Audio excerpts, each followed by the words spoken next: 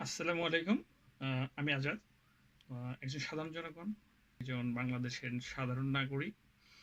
আমি কি চিন্তা করছি নির্বাচনের ব্যাপারে? সব রাজনৈতিক দল বলছে যে তারা জনগণের জন্যে, জনগণের দাবি আদায়ে কাজ করছে। আমিও তো একজন সাধারণ জনগণ। আমি কি চাই? আমি চাই এত রক্তক্ষয়ী একটা বিপ্লবের পর বাংলাদেশে একটা পরিবর্তন এসেছে। আমরা ডক্টর ইউনূসের নেতৃত্বে দেশকে একটু স্থিতিশীল অবস্থায় আম দেখতে চাই। অবশ্যই নির্বাচন গণতান্ত্রিক একটা প্রক্রিয়ার অন্যতম অংশ। অ্যাট দ্য সেম টাইম নির্বাচনই একমাত্র ডেমোক্রেটিক অ্যাম এলিমেন্ট না বা ইনগ্রেডিয়েন্টস না। এর সাথে আরো অনেক বিষয় জড়িত। হ্যাঁ, নির্বাচন একটা গুরুত্বপূর্ণ অংশ।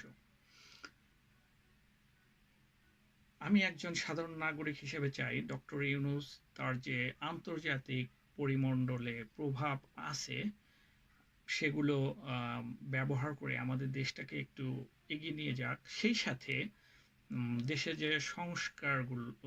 যে সংস্কারগুলো জরুরি, যেগুলো করলে আমাদের ভবিষ্যৎ প্রজন্মের জন্যে একটা কল্যাণকর রাষ্ট্র বয়ে আনতে পারে, সেগুলোর দিকে আম আ সেগুলো বাস্তবায়ন করা ডক্টর ইউনূসের একটা কাজ হবে। আরেকটা কাজ হচ্ছে জুলাই গণঅভ্যুত্থানে যে প্রায় ১,৫০০ লোকের মতো শহীদ হয়েছে, তাদের বিচারের একটা বিষয় আছে। একটা দৃশ্যমান কোনো একটা বিচার না হওয়া পর্যন্ত আ আ নির্বাচনের আগে আম আ এটা আমি মনে করি একটা দৃশ্যমান বিচার হওয়ার পরে নির্বাচনটা হওয়া উচিত। আর রাজনৈতিক সরকার ক্ষমতায় আসলে কিছু সুবিধা-অসুবিধা আছে।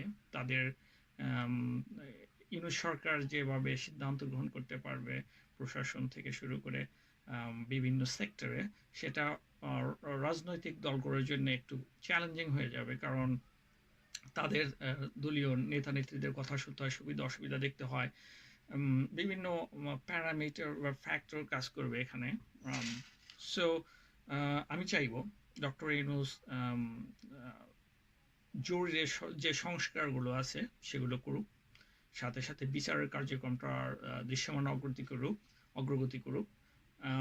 এবং এট দ্য সেম টাইম নির্বাচনের জন্য প্রস্তুতি নিক।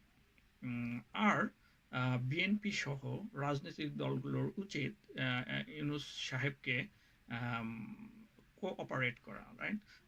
বিরোধিতা না করে। কারণ গণঅভ্যুত্থানের পরে ১৬-১৭ বছরের প্রশাসন, পুলিশ আর বাইরে যদি রাজনৈতিক অসহযোগিতা থাকে, একটা সরকারের জন্যে একটা চ্যালেঞ্জিং হয় ব্যাপারটা। তো আমাদের আম আমাদের রিকোয়েস্ট থাকবে বিএনপি সহ যারা রাজনৈতিক দল আছে তারা একটু যেন ধৈর্য ধরে ডক্টর ইউনূসকে একটু সময় দিক, একটু সাহায্য করুক। দেশটা যেন একটা ভালো অবস্থানে চলে আসে। আর এই দলগুলোর উচিত ডক্টর ইউনূসকে ব্যবহার করে আন্তর্জাতিকভাবে যত সাহায্য নেওয়া যায় এগুলো আম নেওয়ার জন্য উদ্বুদ্ধ করা। কারণ ডক্টর এটা আপনি স্বীকার করেন বা না করেন, ডক্টর ইউনূসের যে একটা প্রভাব আছে বিশ্ব পরিমণ্ডলে, তা বাংলাদেশে আর দ্বিতীয় কোনো ব্যক্তির আছে কিনা একজন সাধারণ নাগরিক হিসেবে আমার জানা নেই। সো এটাই আজকের আমার মেসেজ একজন সাধারণ জনগণ হিসেবে। সো সবাই ভালো থাকবেন। আসসালামু আলাইকুম।